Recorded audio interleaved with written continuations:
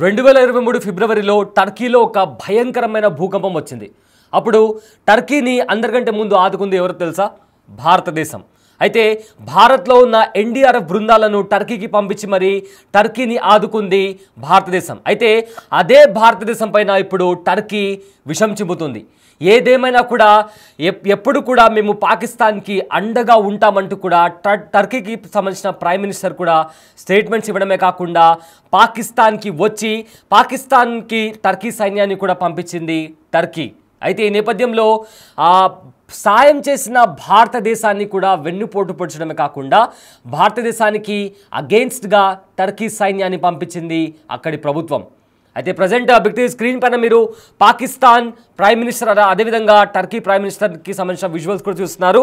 So పహల్గామ్లో జరిగిన ఉగ్రదాడి తర్వాత పాకిస్తాన్ పైన భారత్ మెరుపు దాడి చేస్తుంది. ఈ నేపథ్యంలో భారత్కి ప్రపంచవ్యాప్తంగా సపోర్ట్ వస్తుంది. ఉగ్రవాదం ఎక్కడ ఉన్నా కూడా అణిచివేయాలి. ఉగ్రవాదాన్ని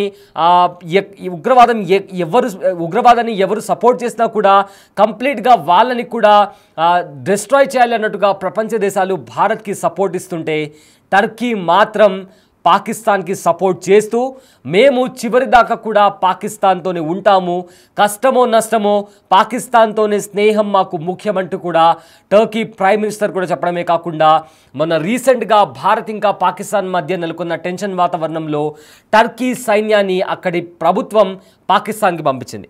అయితే రీసెంట్గా టర్కీ ప్రైమ్ మినిస్టర్ కూడా మాట్లాడుతూ కొన్ని స్టేట్మెంట్స్ కూడా పాస్ చేయడం జరిగింది. అని ఏమన్నారంటే నిజమైన స్నేహానికి నిదర్శనం పాకిస్తాన్ అంటూ టర్కీ ప్రెసిడెంట్ కూడా సంచలనమైన వ్యాఖ్యలు చేశారు. అంతేకాకుండా మంచైనా చెడైనా పాక్ వెంటే ఉంటాము, పాకిస్తాన్ ప్రధాని షెహబాజ్ షరీఫ్ నా ఆప్త మిత్రుడు, భవిష్యత్తులో పాకిస్తాన్కు ఏం అవసరమైన సహాయం అందిస్తామని కూడా టర్కీ ప్రైమ్ మినిస్టర్ కూడా సంచలనమైన వ్యాఖ్యలు చేసింది.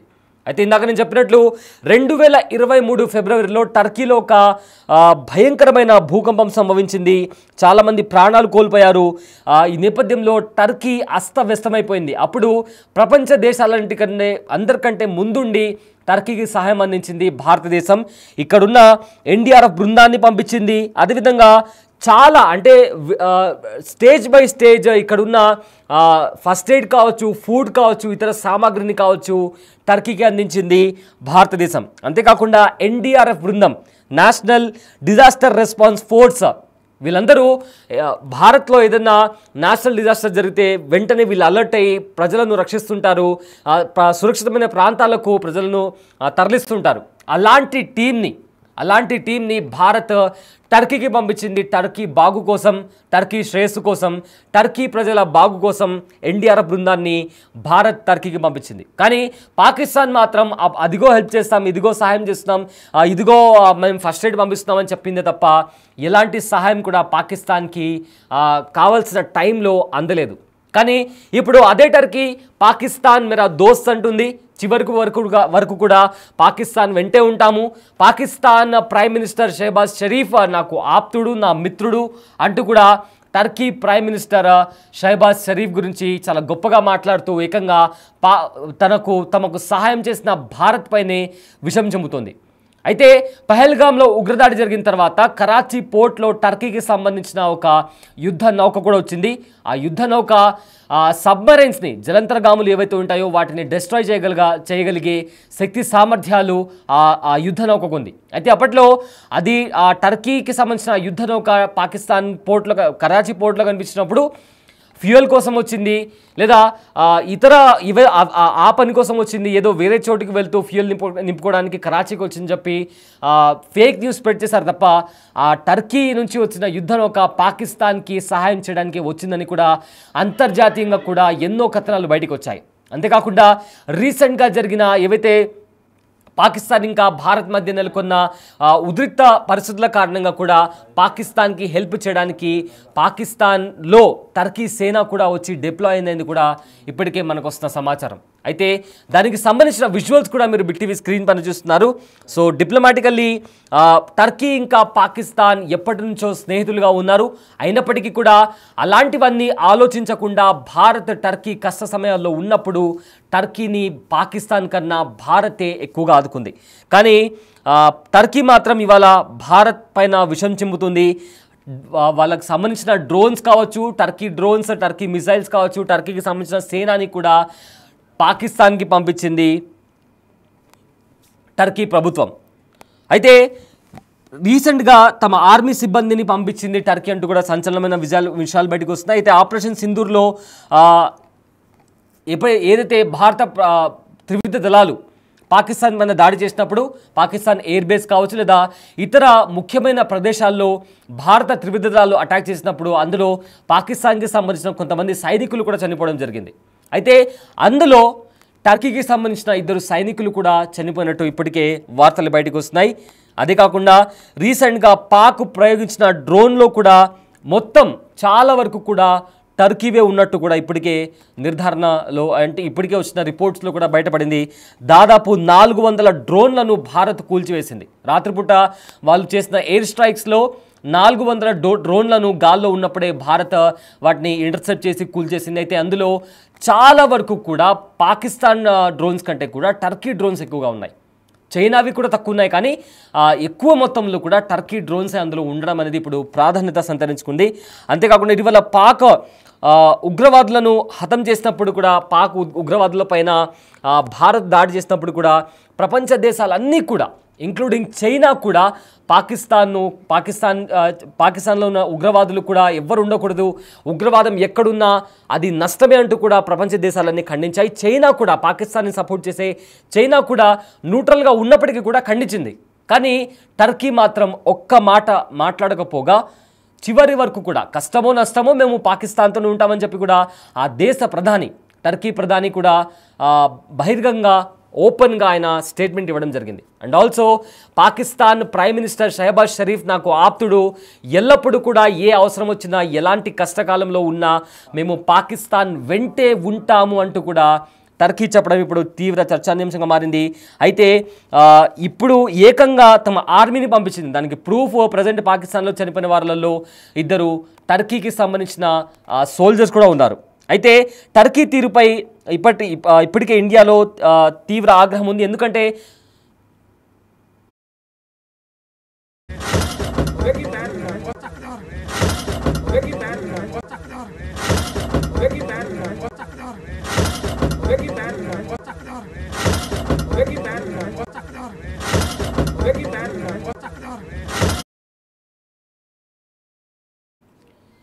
సో టర్కీ చేసిన ఈ పనికి ఇప్పుడే భారత్లో చాలామంది విమర్శలు చేస్తున్నారు. ఇప్పటికే టర్కీకి సంబంధించి యాపిల్కి సంబంధించి ట్రేడ్ ఏదో ఉందో ఆ ట్రేడ్ని క్యాన్సిల్ చేసుకున్నారు. గ్రనైట్ని కూడా అంటే మార్బుల్స్ ఏవైతే ఉంటాయో వాటిని కూడా ఇంపోర్ట్కి సంబంధించి ఎక్స్పోర్ట్స్కి సంబంధించి కొన్నింటి వాటిపైన ఇప్పటికే ఆంక్షలు విధిస్తున్నట్టు కూడా తెలుస్తుంది. అయితే ఎందుకు ఇలా రెస్పాండ్ అవ్వాల్సి వస్తుంది అంటే టర్కీలో 2023 ఫిబ్రవరిలో ఇందాక మనం స్టార్టింగ్లోనే దీని గురించి మాట్లాడుకున్నాం. 2023లో టర్కీలో భయంకరమైన భూకంపం వచ్చింది. ఆ భూకంపంలో టర్కీ చాలా వరకు కూడా టర్కీలో దారుణమైన పరిస్థితులు నెలకొన్నాయి. అక్కడ కమ్యూనికేషన్ కావచ్చు, ప్రజల జీవితాలు కావచ్చు అస్తవ్యస్తమై టర్కీ చాలా దారుణమైన పరిస్థితుల్లో ఉన్నప్పుడు అందరికంటే ముందుగా రెస్పాండ్ అయింది భారతదేశం, భారత ప్రభుత్వం. ఎన్డీఆర్ఎఫ్ బృందాలను పంపించింది, మెడిసిన్స్ పంపించింది, ఫుడ్ కావచ్చు, చిన్నపిల్లలకు కావాల్సిన పదార్థాలు కావచ్చు, ఎవరైతే గర్భిణీ స్త్రీలు ఉంటారో వాళ్ళ కోసం కావాల్సిన మెడికేషన్స్ కావచ్చు, చాలా వరకు కూడా దశల వారీగా పెద్ద కార్గోస్లో కూడా టర్కీకి పంపించింది భారతదేశం. పాకిస్తాన్ ఎప్పుడో చివరిలో రెస్పాండ్ అయింది తప్ప అది కూడా కావాల్సిన టైంలో రెస్పాండ్ అవ్వలేదు. సో అందుకే ఇప్పుడు భారత్ కూడా చాలా సీరియస్గా ఉంది టర్కీ పైన. ఇంత హెల్ప్ చేస్తే మళ్ళీ భారత్ పైన ఎదురు దాడి చేస్తారా అని చెప్పి కూడా భారతదేశం చాలా సీరియస్గా ఉంది. ఇప్పటికే యాపిల్స్ కావచ్చు లేదా గ్రెనేడ్స్కి సంబంధించి కూడా ఇప్పటికే ఆంక్షలు విధించింది. ఫర్దర్గా కూడా టర్కీతో ఉన్న ఏవైతే ఒప్పందాలు ఉన్నాయో వాటి మీద కూడా భారత్ ఏమైనా యాక్షన్ తీసుకోబోతుందా, ఏమైనా ఆంక్షలు ఉండబోతున్నాయా టర్కీ పైన అనే దానిపైన కూడా ఇప్పుడు పెద్ద మొత్తంలో కూడా చర్చ నడుస్తుంది. సో అంత స్నేహపూరితంగా ఉన్నప్పటికీ కూడా టర్కీ ఇలా బిహేవ్ చేయడం ఏంటని కూడా ఇప్పటికే చాలా వరకు కూడా పెద్ద మొత్తంలో నిరసనలు వినిపిస్తున్నాయి. టర్కీకి సంబంధించి ఫర్దర్గా భారత ప్రభుత్వం ఎలాంటి చర్యలు తీసుకుంటుంది, పాకిస్తాన్ మీద ఇప్పటికే సింధు జలాల ఒప్పందాన్ని రద్దు చేసుకుంది, అటారీ బార్డర్కి సంబంధించి కావచ్చు, లేదా కొన్ని ఇంపోర్ట్స్కి సంబంధించి డైరెక్ట్ ఆర్ ఇండైరెక్ట్ ఇంపోర్ట్స్ని కూడా నిలిపివేయాలని చెప్పి కూడా ఆంక్షలు విధించింది. మన గగనతలంలో పాకిస్తాన్కి సంబంధించిన ఏ ఏరోప్లేన్ కూడా రాకూడదు అని కూడా ఆంక్షలు విధించింది. సో ఇలా పాకిస్తాన్ పైన పలు రకాల ఆంక్షలు విధించింది భారత్. సో ఇప్పుడు టర్కీ కూడా భారత్ పైన విషం చెమ్ముతుంది. సో ఈ నేపథ్యంలో భారత్ ఎలాంటి చర్యలు తీసుకోబోతుంది టర్కీ పైన అనేది కూడా ప్రజెంట్ ప్రాధాన్యత సంతరించుకుంది. ఇప్పటికే పాకిస్తాన్తో చాలా వరకు కూడా ఏవైతే ఒప్పందాలు ఉన్నాయో లేదా పాకిస్తాన్కి ఇండియాకి మధ్య ఉన్న సంబంధాలు కూడా తీవ్ర స్థాయిలో దెబ్బతిన్నాయి. సో అనూహ్యంగా అంటే చైనా పాకిస్తాన్కి సపోర్ట్ చేస్తున్నప్పటికీ కూడా భారత్కి అగెయిన్స్ట్గా అవి డ్రోన్స్ కానీ మిసైల్స్ కానీ పంపిస్తున్నప్పటికీ కూడా ఉగ్రవాదం అనేది ఎక్కడా ఉండకూడదు అని ఒక న్యూట్రల్ స్టేట్మెంట్ పాస్ చేస్తుంది. కానీ టర్కీ మాత్రం ఆ పని చేయలేదు. ఎందుకంటే ఇక్కడ పహల్గామ్ ఉగ్రదాడిలో చనిపోయింది అమాయకులు. ఎలాంటి వాళ్ళకేం తెలియదు. అక్కడ పర్యాటకానికి వచ్చిన అమాయకులు, అలాంటి అమాయకులను అక్కడ వాళ్ళ ఐడెంటిటీ అడిగి వాళ్ళ మతం అడిగి వాళ్ళను చంపేస్తే ప్రపంచ దేశాలన్నీ ఖండిస్తే భారత్ నుంచి ఎంతో సహాయం తీసుకున్న టర్కీ మాత్రం ఇలా బిహేవ్ చేయడం అనేది నిజంగా చాలా వరకు కూడా భారత్లో ఉన్న చాలామంది కూడా దీన్ని విమర్శిస్తున్నారు. సో ఖచ్చితంగా టర్కీ దీన్ని సరిదిద్దుకుంటే, టర్కీ తాను చేసిన తప్పును సరిదిద్దుకుంటే తప్ప ఫర్దర్గా టర్కీకి భారత్ సహాయం అందించే అవకాశాలు అయితే కనిపించట్లేదు. సో ఫర్దర్గా దీనికి భారత్ ఎలా రెస్పాండ్ అవుతుంది, ఏ విధంగా ముందుకెళ్తుంది, టర్కీ పైన ఏదైనా ఆంక్షలు విధిస్తుందా, అయితే టర్కీతో ఉన్న ఒప్పందాలు కావచ్చు, ట్రేడ్ కావచ్చు, ఇంపోర్ట్ కానీ ఎక్స్పోర్ట్ కానీ ఈ రకంగా భారత్ స్ట్రాటజికల్లీ డిప్లొమాటికల్లీ ఎలా ముందుకు వెళ్తుంది అనేది కూడా ఇప్పుడు సస్పెన్స్గా మారింది. అయితే మీకేమనిపిస్తుంది టర్కీ చేసిన ఈ పని? మీకేమనిపిస్తుంది? టర్కీ పైన భారత్ ఎలాంటి చర్యలు తీసుకుంటే ముందస్తు చర్యలు ఎలాంటి చర్యలు తీసుకోవాలి అండ్ టర్కీకి సంబంధించి భారత్ ఏ విధంగా ముందుకు వెళ్తే బాగుంటుంది? మీ ఒపీనియన్ ఏంటో కింద కామెంట్ బాక్స్లో కూడా మెన్షన్ చేయండి. ఆ కామెంట్స్ కూడా మీకు చదివి వినిపిస్తాము.